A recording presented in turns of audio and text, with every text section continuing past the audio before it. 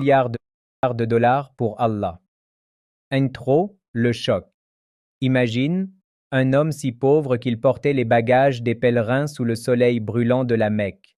Ses mains étaient fatiguées, son dos était courbé, et parfois, il ne savait même pas s'il mangerait le lendemain. Personne ne connaissait son nom, personne n'imaginait son destin. Et pourtant, cet homme allait devenir le fondateur de la plus grande banque islamique du monde. Et plus incroyable encore, il allait donner toute sa fortune, estimée à plus de 6 milliards de dollars, pour Allah.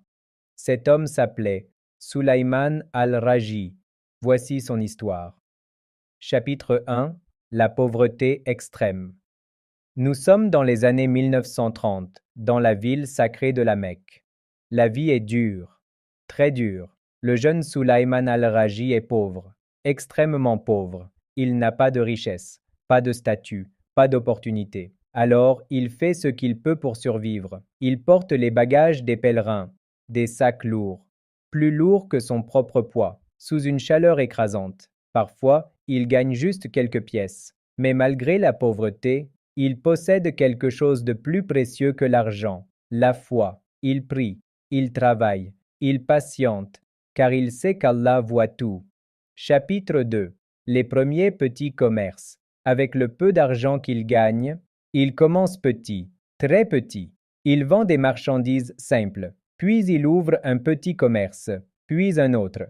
Il ne cherche pas la richesse rapide, il cherche le halal. Il refuse les gains interdits, il refuse l'injustice, il refuse le haram. Et lentement, très lentement, son commerce grandit, sa réputation aussi. Les gens lui font confiance, car ils savent qu'il est honnête. Chapitre 3. La naissance d'un empire avec ses frères. Il prend une décision qui changera tout, créer une banque, mais pas une banque comme les autres, une banque basée sur les règles de l'islam, une banque sans riba, une banque halal. C'est ainsi qu'est née Al-Raji Bank. Au début, personne ne croyait vraiment en eux, mais Sulaiman avait confiance en Allah, et Allah a béni son intention. Année après année, la banque grandit. Elle devient l'une des plus grandes banques islamiques du monde. Son nom devient connu partout, et l'ancien porteur de bagages devient milliardaire. Sa fortune atteint plus de 6 milliards de dollars.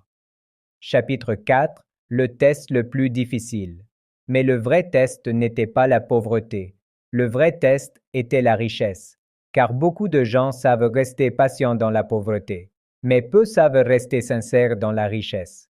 Un jour, Sulaiman al-Raji prend une décision incroyable, une décision que presque personne ne peut faire.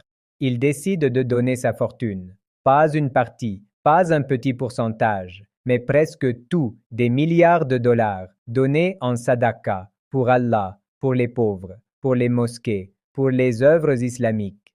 Chapitre 5.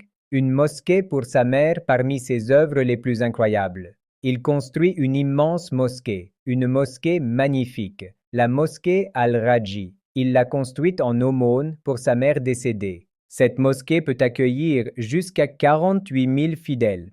Chaque prière, chaque prosternation, chaque verset récité est une récompense pour lui, même après sa mort. C'est ce qu'on appelle une sadaqa jariya, une aumône continue. Chapitre 6. Son secret. La banque qu'il a fondée avait même